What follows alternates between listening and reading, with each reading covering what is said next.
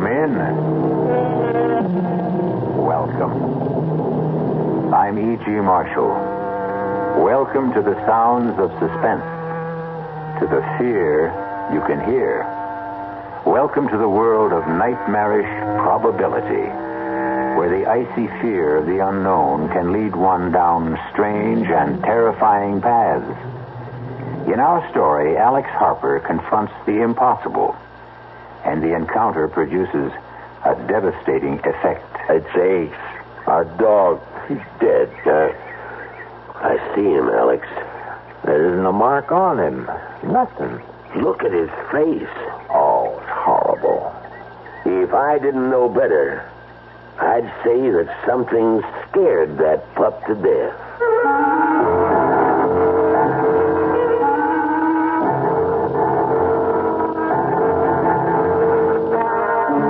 Our mystery drama, The Edge of Death, was written especially for the Mystery Theater by Saul Panitz and stars Patrick O'Neill. It is sponsored in part by Anheuser-Busch Incorporated, brewers of Budweiser, and by the Kellogg Company, makers of Kellogg's Special K cereal. I'll be back shortly with Act One. When you drink beer, do you tilt the glass for long, hearty swallows, or just tip it and sip it? Well, sipping's the thing for wine. But Budweiser beer is a hearty drink, brewed for zest and character. The best way to enjoy Bud is to drink it.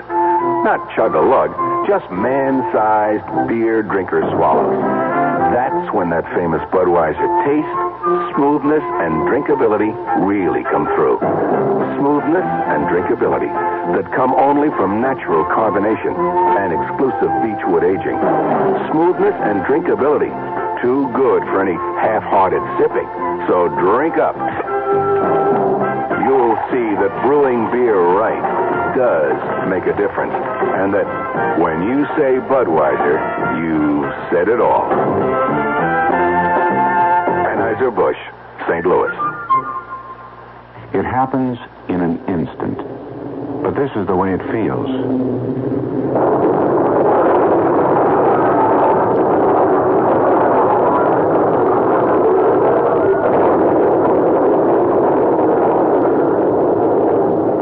The driver was speeding, but the crash goes on and on, almost in slow motion.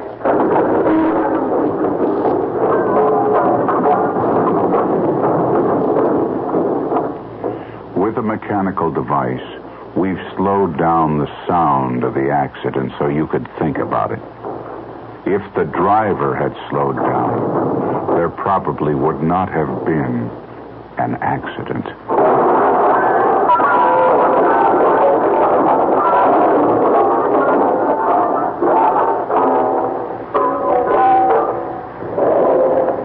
This message was brought to you by the General Motors Corporation.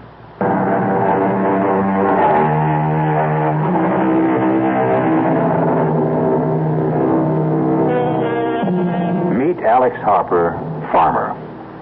Right now his left arm is in a sling, heavily bandaged to protect the more than 20 stitches. Just a small accident on his tractor. First time in his 28 years as a farmer that he'd ever suffered more than a slight sprain or a minor bruise. It is a late August morning, an unreal sky, so blue it almost hurts the eyes to look at it. Even now, there is a promise that the cool dampness of the morning will soon yield to the stifling heat of the prairie sun.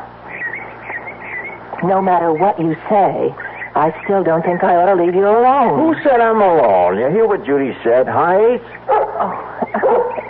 Can't you be serious for a second? Oh, because I think you should go. Now, we've been over this a dozen times. If something was to happen, I'd never forgive myself. Oh, what if the sky fell down, Chicken Little? Well, your arm, it hurts, doesn't it? Did I say so? Oh, whenever you get this way sarcastic, you're covering up.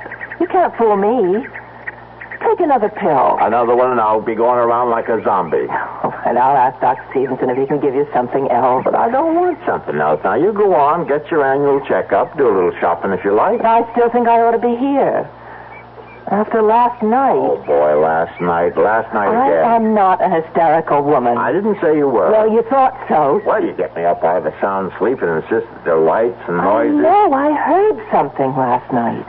It wasn't a rabbit or a deer. There was a flashing light. I'm not an idiot, and I haven't got that good imagination to make it all up. And now I'll go.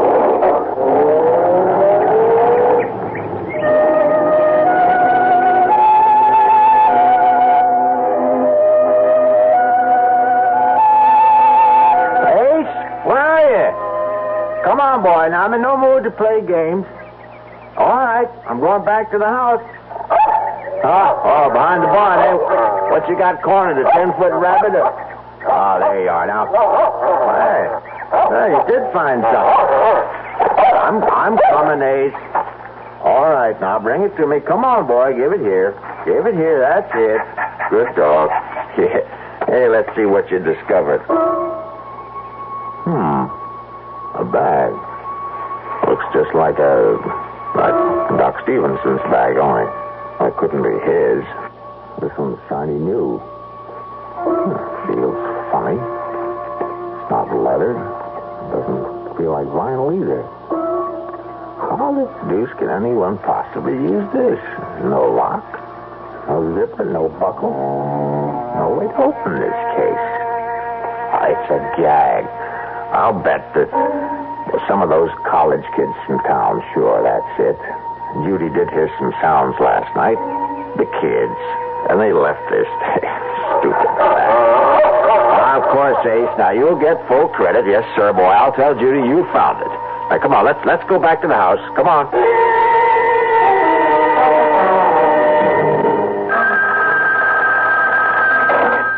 That's you, Alex? Doc, hello.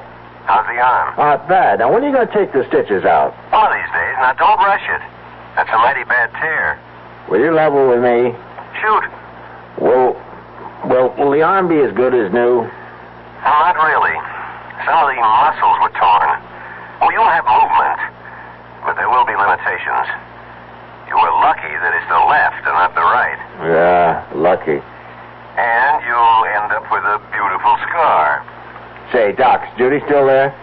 She left about 30 minutes ago. Did she check out okay? Well, there are some tests that will take a few days. But from what you could see? Well, that's the real reason I called, Alex. There is something? There is. Not serious. Yes and no. Oh, what the devil does that mean? Well, it's your heart. And before you jump to conclusions, listen. If she watches herself, obeys a special diet, there's no reason why she shouldn't live a normal span of life. Did you tell her?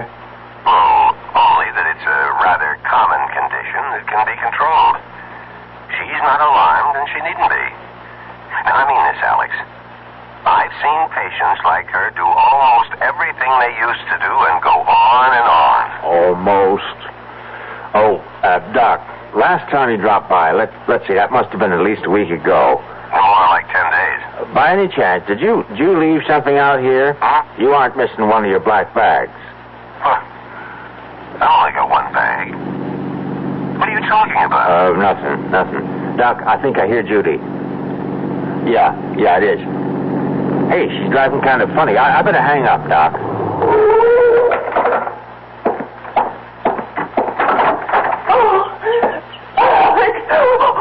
Easy now. Whatever it is, you're home. I'm so frightened. Oh, sure. A few miles past the Clearwood Sanitarium. You know the big curve through the woods? Yeah. I slowed down. Well, would you rather talk about it a little later? You're shaking all over. Now, come on inside, Judy. I'll make some tea. Come on. Yes, like that. Inside. With the walls around me. Oh, Alex. Yes? We're in danger out. Oh, now, Judy. I saw him. I tell you, I saw him. Who? Death. I saw death.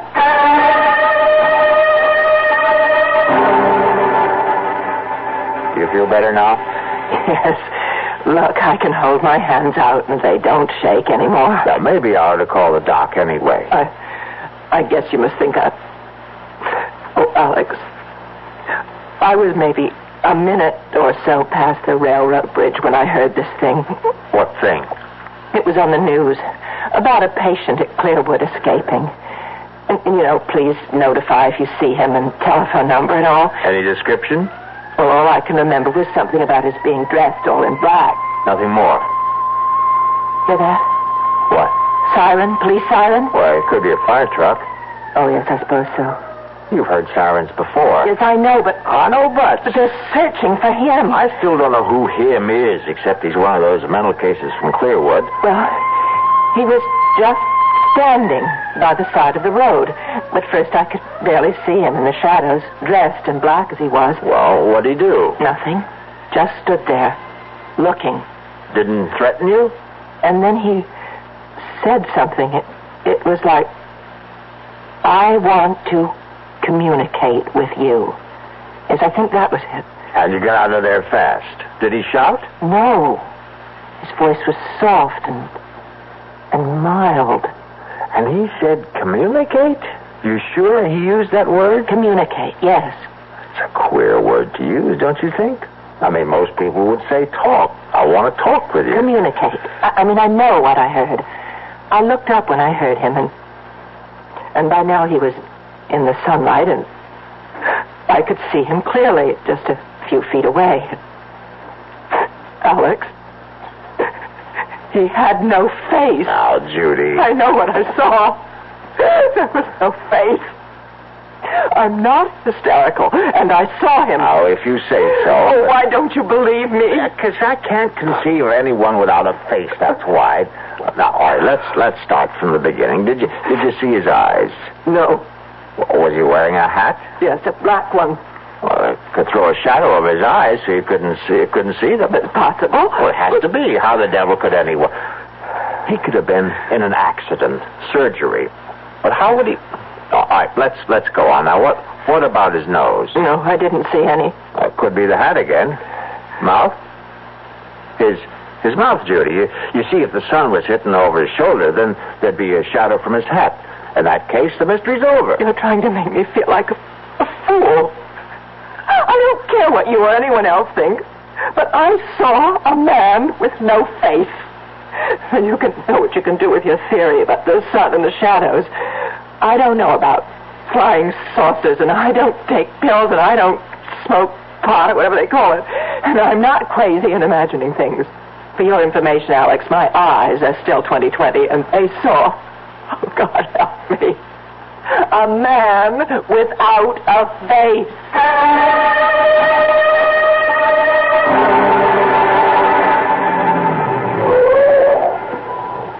Alex, what's this all about? I mean, meeting you down the road instead of at your house. I didn't want Judy to worry, Ben.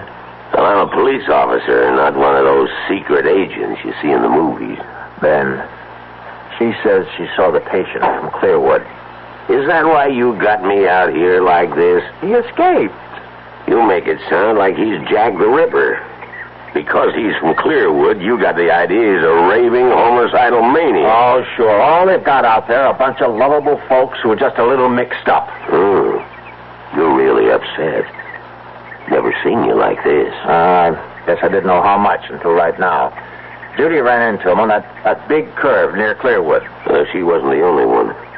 We've had calls from all over. Funny, you get sober citizens seeing him at the same time, and miles apart, and dressed different.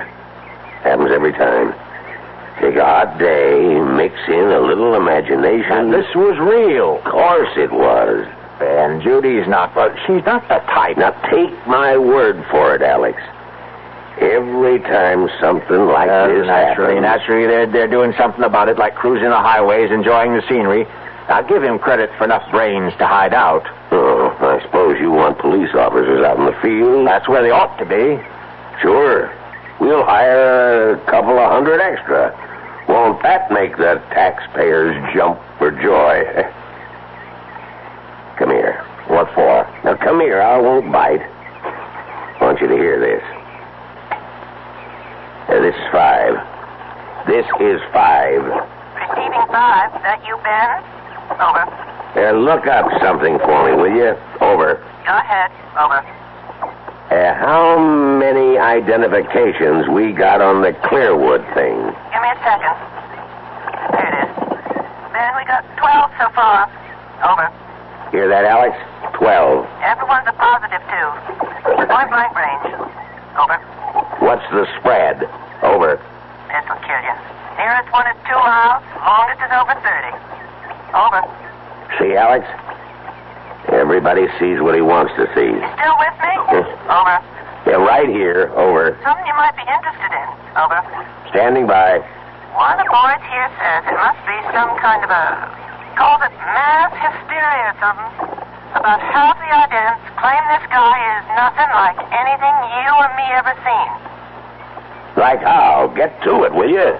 Well, they say they had a close look and that he ain't got a face like you and me.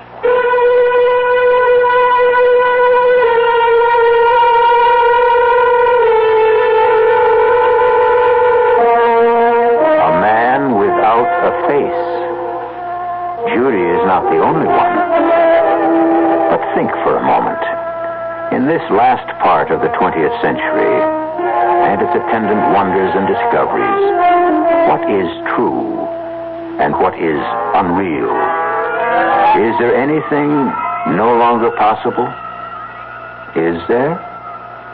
I'll be back shortly with Act 2. Hi, son. Hi, Mom. Hi, Dad. Hi, Junior. Kellogg's Special K presents Junior Gives Up.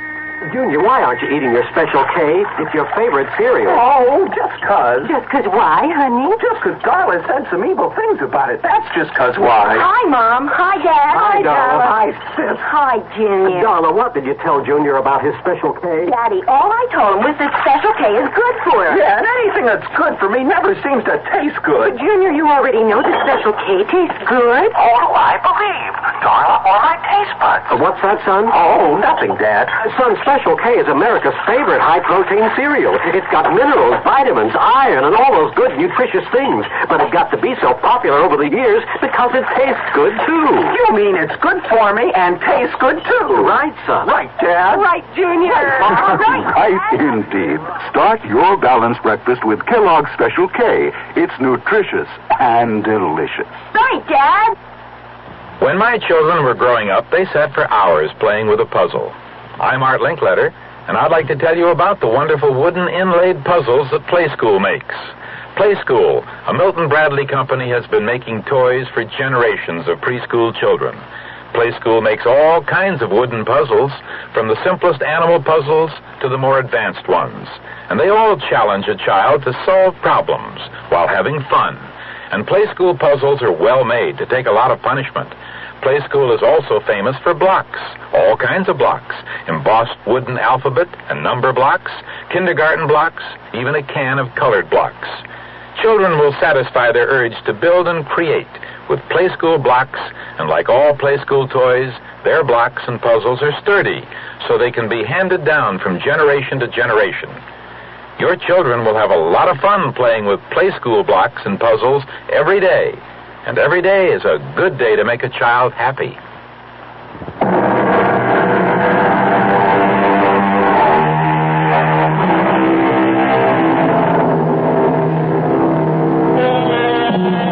Well, the doubting Alex knows that there's nothing wrong with his wife's power of observation.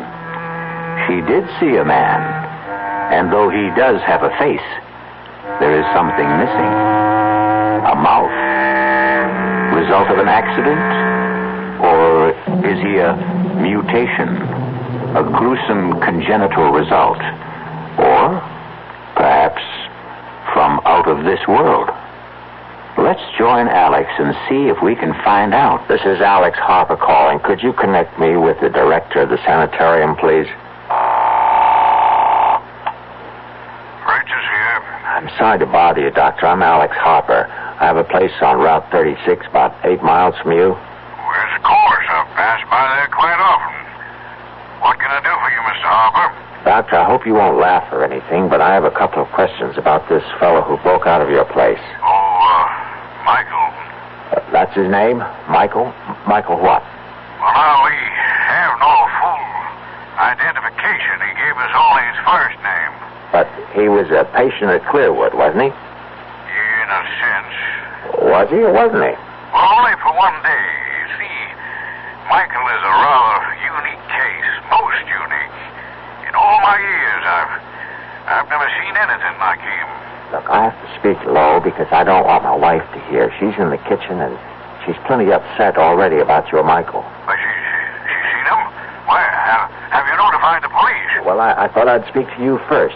She saw him, and from what she says, she's either crazy or hysterical. And I can tell you, she's not either one of them. Oh, Michael is, well, he's different. Different? That what you call a guy without a face? Without a... No, he has features. The eyes, nose, and the rest of it? Well, of course.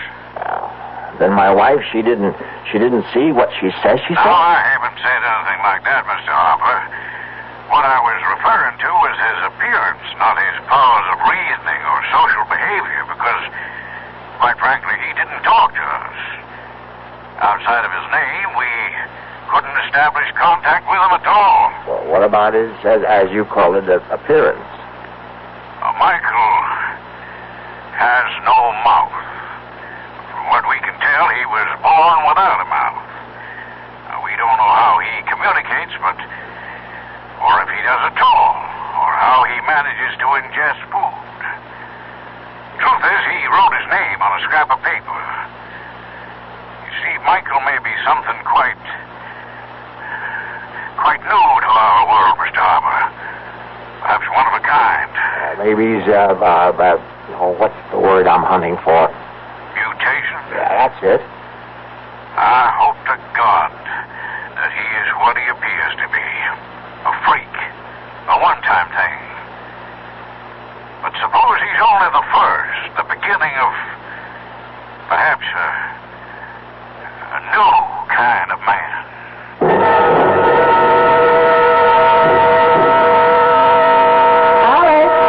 In. Uh-oh. What were you... Oh, no. Oh, it's only an old ashtray. No big loss. How'd that happen? I got up when you called, and this case was on my lap, and it fell off. Well, you'll pick up the pieces, won't you? I've got something cooking. Sure. Hey, it's open. Judy, the bag is open. What's open? Oh, well, never mind. Well, what do you know? Hey, will you look at this? Now, Alex, you want me to ruin supper? Well, it's almost like a miracle. You see, Ace found this bag, and I couldn't figure out a way to open it. It looks just like the kind of bag Doc Stevenson carries. You don't have to be an engineer to open one of those. Oh, yeah? Well, this one has no lock or no nothing. And when I just dropped it and broke the ashtray, it opened up. And look what's in it. Let me see this eighth wonder. All these bottles. Oh, that's strange. Doesn't feel like glass. Plastic. Not plastic either. I never felt anything like this. Oh, what's the difference? Say, here's one that says cardiac arrest. And this one's cerebral occlusion and lymphoid carcinoma? Angina pectoris and respiratory carcinoma. Spinal sarcoma. And this one at the end, tuberculosis. Alex, what is all this? What are these pills? Well, how should I know, except that they're important. Here's one that's different. For cuts, bruises, and dermatological eruptions. Looks like talcum powder. It obviously belongs to a doctor. But what a doctor? What does that mean? Have you ever heard of a doctor who has a bag full of pills that cures heart disease and cancers, not to speak of stroke? The worst plagues of mankind, and here in our hands are the answers to what science has been searching for? Cures? Those pills aren't cures. Who ever heard of a pill curing cancer, heart disease, or stroke? Why not? Think a moment. Look at this bag, Judy. Ever seen anything like it in your life? I tell you, I don't understand it. I don't know where it came from, but it's like nothing on this earth. And these pills, now go on and laugh if you want to. But I know they can do what their labels say. Now, I can't prove it, but I know. All right, dear. If you want to think that, you go right on. I've got dinner to make. Now, don't patronize me. Alex, aren't you carrying this a little too far? You don't seem to realize what we have here. And you do. Those things could be dangerous for all you know. Oh, my God. Now, how can I prove... Whoa. Wait, there is a way. And right now, here, help me. Here. No, don't, Alex. All right, then I'll get these bandages off Please, myself. now, I'm begging you. Now, the doctor said that... It's kind of awkward. Now, get scissors and cut some of this away. Now, get it. I won't be part of this stupidity. Now, you've lost your mind. Are you going to help me or not? Now, once I get the bandages off, I'm only going to put some of that powder on the stitches and on the skin where it's so red. That's all. A little powder. Oh, now, what can happen? What? Honey, don't you realize what this is all about? If this should work, and it will, you'll see, then those pills for cancer and heart... See now? Alex, these things happen in stories, but not... It's for you. You'd be well. Don't you understand? When Doc told me what he'd found, that you had a heart condition, But he assured me it was nothing to worry about. The old bedside manner. He wanted to break it to you easily. Did he tell you that it No, was... I can't say that, but how can heart disease be anything but serious? So when somehow the bag opened and I saw what was inside, I couldn't think of anything but that you could be cured just like that. Oh, honey, I love you. Oh, Alex, I guess it's all right. Where are they? Here they are. That's better. Now, careful now. You don't want to cut those stitches. Good. That's fine. The skin is so red. Sorry, looking mess, I know. Now, please, give me that bottle of powder or whatever it is. Alex. Please. Here. The bottle is warm. Well, it's a hot day. Oh, it feels as though it's generating the heat itself. Isn't that wild? Judy, will you do the honors? Just shake some all over. All right. That should do it. A little more. It's all covered. That ought to do it. Feel anything? Not yet. How long do you think it'll take? That is, if it... Well, it hasn't even been 30 seconds. I suppose it'll take a little time, though. I didn't expect a miracle like that water into wine kind of thing. The powder's got to work its way in. Well, I'll get some fresh gauze. You still ought to keep it covered. Yeah, that might not be a bad idea. I wonder what's bothering Ace. Oh, there he is. Alex. What is it? Look over there. It's him. The one Ace is running after the man I saw on the road. The man was out of face. I'm going after him. Now, lock the door after me and call the police. Oh, no, don't. Let the police handle it. He's heading out to the East Fields. Now, call him. Tell him. He might be dangerous.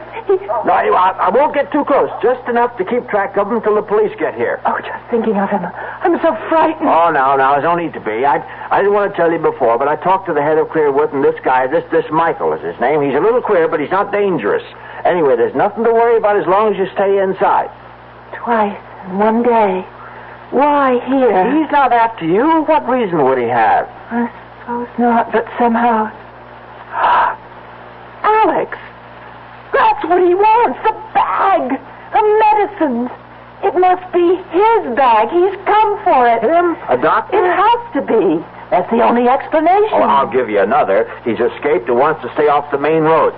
After all, you spotted him, did you? He just wants to get as far from Clearwood as he can. By chance, he was cutting across our place when he ran into Ace. Now, look. Now, I'm going to go after him before he gets too far. Remember, the police and the door.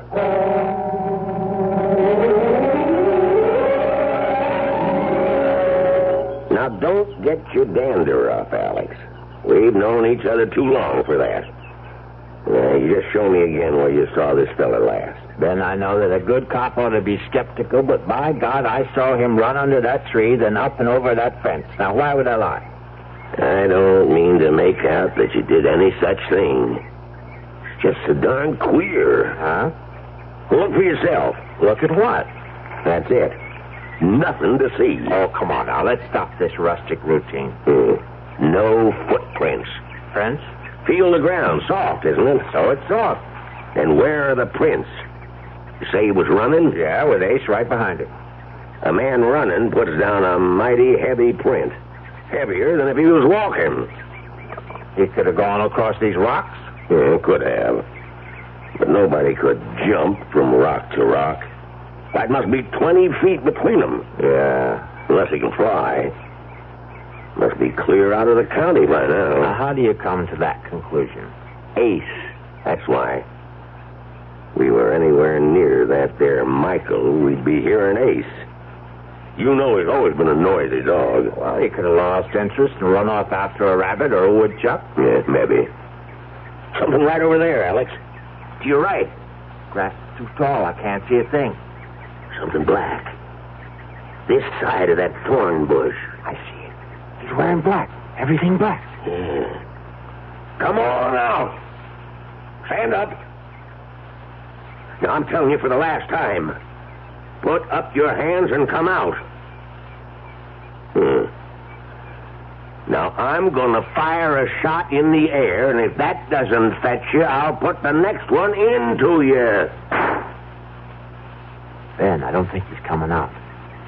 You won't shoot, will you? Just you watch. But he isn't armed. How do you know that? Well, if he was, he could have cut you down. Standing up, you'd make a beautiful target. You got something there. I'm going in. I got an idea. He's so scared he can't move. Now, don't be stupid. Come back. Oh, my God. Of all the stupid things... Oh, it's Ace. Our dog. He's dead. Yeah. Gee, I'm sorry. Oh, there isn't a mark on him. Look at his face. Oh, it's horrible. If I didn't know better, I'd say that something scared that dog to death.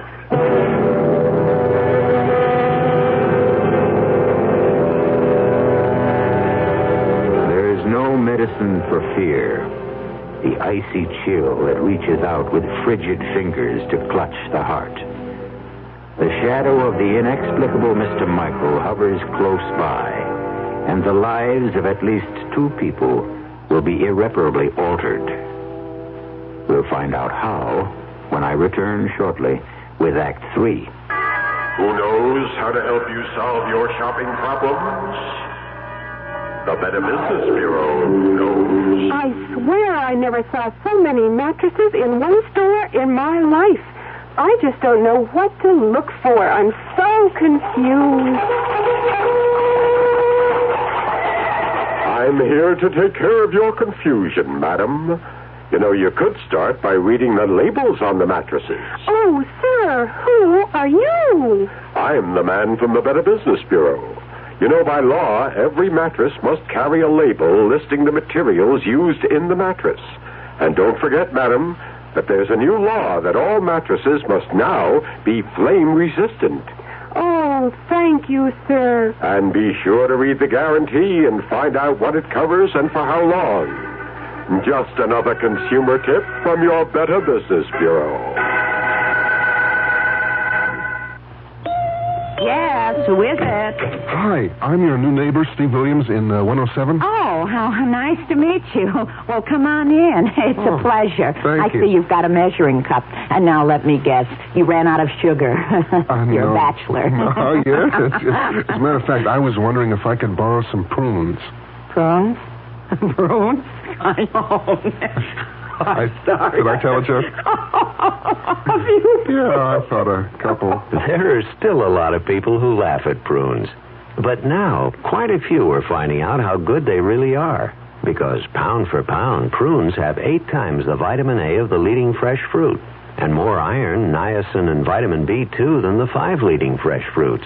They're also a great natural source of quick energy. He wants to borrow. Well, thanks. Anyway, maybe I'll try 105. Yeah. California prunes. The funny fruit that does so much for you.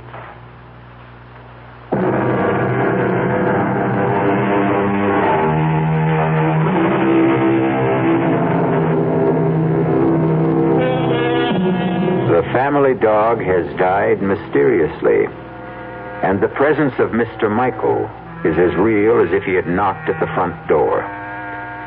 Now the ride back to the farmhouse is a silent one, broken only by a few perfunctory remarks as it comes to an end. I'll keep in touch, Alex. If you see anything, give us a call. Yeah. I mighty sorry about Ace. See you, Alex.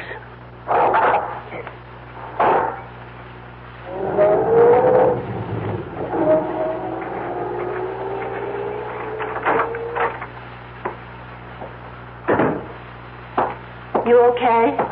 Okay. Is that Ben in the police car? Yeah, it's Ben. Oh, you should have invited him in. I guess so. I just didn't think. Judy. Did he get away? The man who... Ben thinks he's out of the county. Oh, I hope so. Judy, we were following Ace. Alex, and look at it.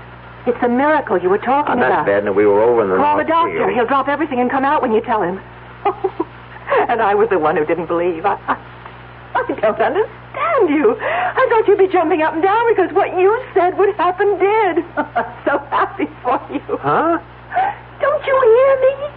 Alex, look at your arm, your left arm. My God in heaven. I didn't believe it.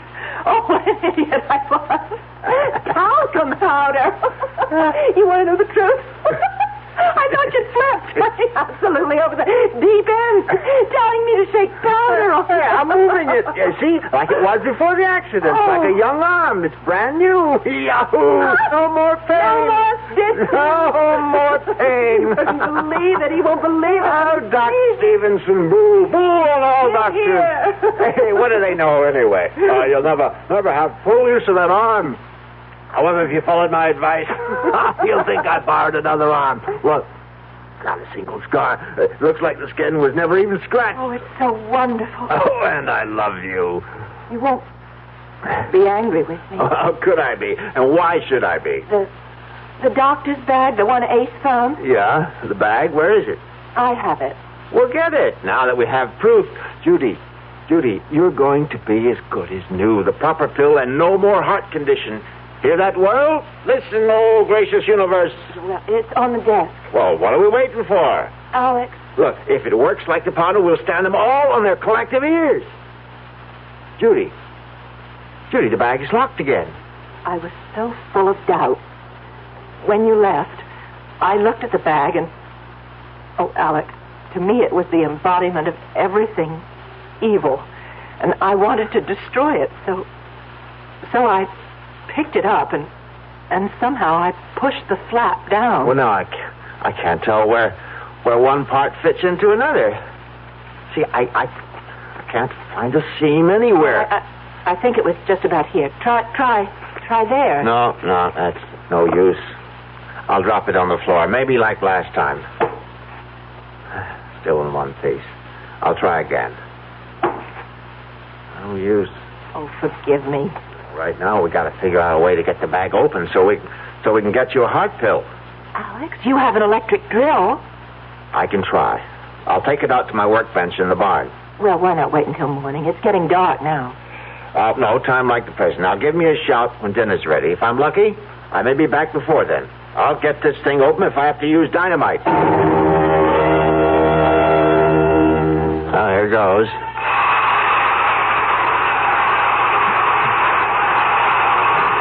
Nuts. The instrument will not achieve penetration. Who? Do not be alarmed. I mean you no harm. You know who I am? Michael? I am he. Don't come any closer. There is nothing to fear. There is no belligerency in me. I have a gun. This rifle is loaded. That is a weapon? Yes. It can bring an end to consciousness? Easily. It is not my intention to cause any fear. But you have. You killed my dog today. The creature threatened me, and I did not intend to. I did not realize how weak it was. A simple mental probe, and I regret the occurrence. Haven't you ever seen a dog before? They are images in books and pictures. There are no dogs or animals where you come from? There is barely enough room for the higher forms of life. We have never learned to curb our reproductive powers, it seems. Well, where is this place you come from? This is Earth, the third planet from the sun, I think. I know. It is my home, too. Oh, that can't be? I exist, but not of your time. Not of my time? Time runs on. There is a past, a present, and a future. The threads are simultaneous. Oh, now you don't expect me to believe. I am fatigued from my experience, and I must return.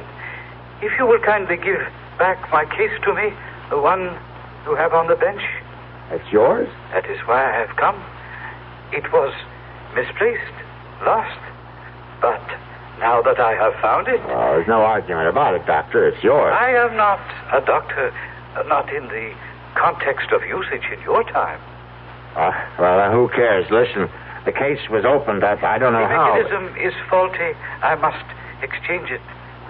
You did not utilize any of the contents. Well, only some of the powder in the bottle labeled... Yes, I am aware. But I did a fantastic job with my arm. Look at it. Look at it, Michael. Would you believe that only a few hours ago it was a match? I am well aware of the powers inherent in the powder. But now, please, give me the case. You cannot open it, for the key is in my hands alone. Stay back. I must open it once more. Or you will. I've got to have something from it. Comprehend this. My time is far in your future. The compounds are of another time, different metabolisms. Evolution has caused basic changes. But the powder worked on me. It is probably the single excipient. I don't believe you. Look, I'll give you anything. Money. How much do you want to open it? I shall prove my point to you. You must be aware of the differences in our physiognomies. You mean your face? Exactly. The lack of an aperture above the jawbone. You call it a mouth. Have you wondered then how we are communicating? I have no mouth, for we ingest our nourishment through an osmotic process unknown to you. And if I have no mouth, then how do we communicate? You are moving your mouth, and I hear. I, on the other hand, send my thoughts to you through my mind. You see this is so? Yes. Think of it in this manner. I am you in a distant time. You should be able to comprehend then that medicinal compounds of my time may not be of benefit in yours. The differences in us are too great. But my arm... You were lucky to have chosen that particular container. My wife will die unless she has a pill. Just one pill. I have explained why you cannot have a pill. Open that bag or I'll kill you. Now, I mean it. My demise will not help you. Comprehend. An unusual accident took place. A time warp misfunctioned, and I found myself in your time. The accident must have disturbed my balance, and I wandered from this place, leaving my case behind. We have communicated sufficiently. I feel joyous that your infirmity responded to the powder, but I cannot allow you to maintain possession of the case any longer. Stop. I took a vow to protect it with my life. I must fulfill that vow. Give it to me. That'll hold you for a while. You don't realize it, but you told me how to open this. You said the key is in your hand. It'll open to your handprints. Now your right hand on the bag. Oh, nothing. Well, maybe both at once. There. I'll try one on each side. Yes, I've got it. Judy, it's open.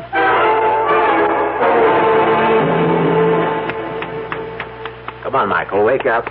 Come on, you're okay. Piece of ice on your cheek should help. That's it. Easy now. Fine. How do you feel? I thought your aim was to extinguish me. No. I only wanted one of those heart attack pills. You see, my wife Judy has a heart condition. Well, she had a heart condition. Thanks to you, we don't have to worry about that anymore. This other person, your wife, she ingested the dosage. Just like a flash. After she saw what happened to my arm, she had no hesitation.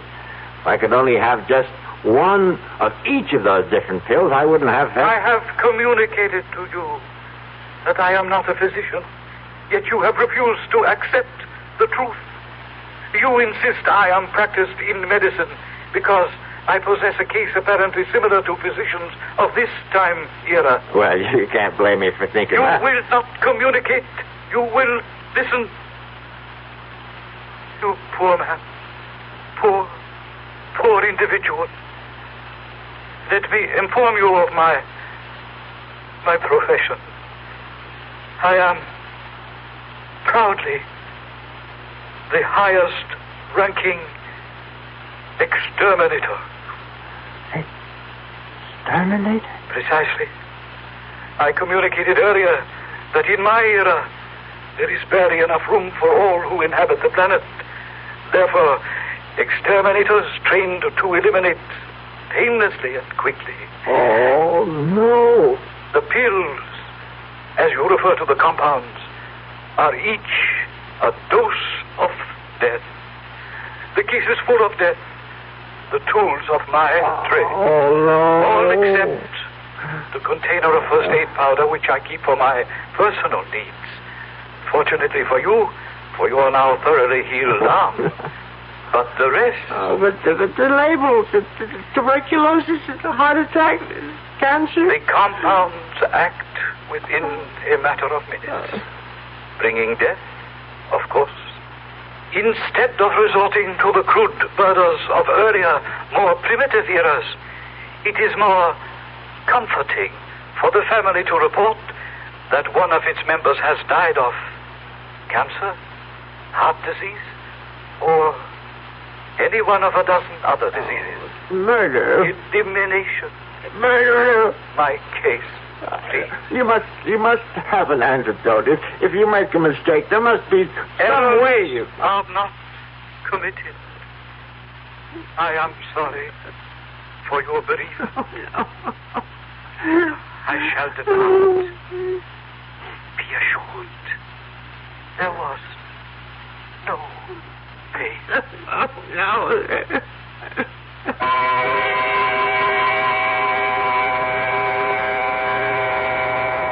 Naturally, there are those who were skeptical.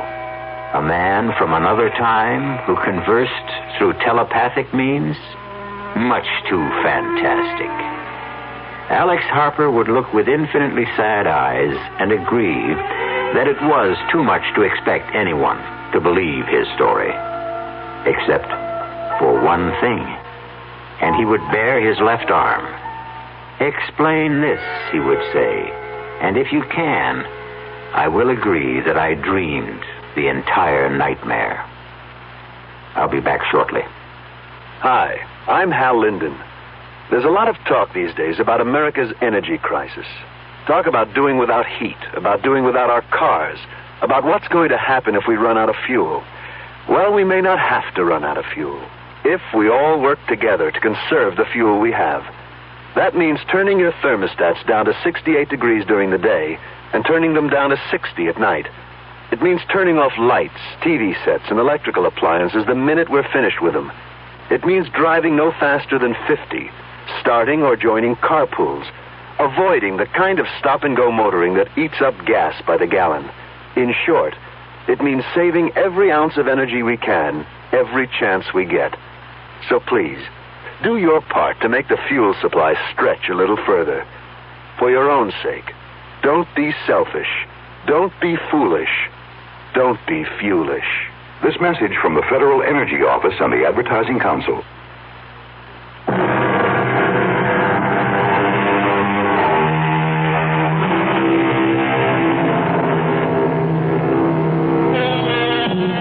In a ditty from a well-known operetta, the words are, "Things are seldom what they seem. Skim milk masquerades as cream." And as you have just heard, words alone may tell only part of the real story. But for stories guaranteed to increase your pulse beat, my suggestion is the Radio Mystery Theater. Our cast included Patrick O'Neill, Marion Seldes, Ian Martin, and Leon Janney. The entire production was under the direction of Himan Brown. And now, a preview of our next tale. I know. I hadn't emptied the tub. The water's still there. It must be. I'll show you. I don't understand it. Tub's bone dry, ma'am. Hasn't been used. Now, not tonight, anyway. His clothes. Howard's clothes. He'd empty his suitcases and put his clothes in the closet. His suitcases, too. Just ladies' clothes. Yours, ma'am? Yes. Now, hey, look, don't cry. Hey, look, this dream you had. It was no dream. Okay, so maybe you imagined... I didn't imagine anything. Do you imagine a husband? Do you imagine a month-long honeymoon? Do you imagine a man in a chair with a knife in his chest? This is E.G. Marshall inviting you to return to our Mystery Theater for another adventure in the macabre. Until next time, pleasant dreams.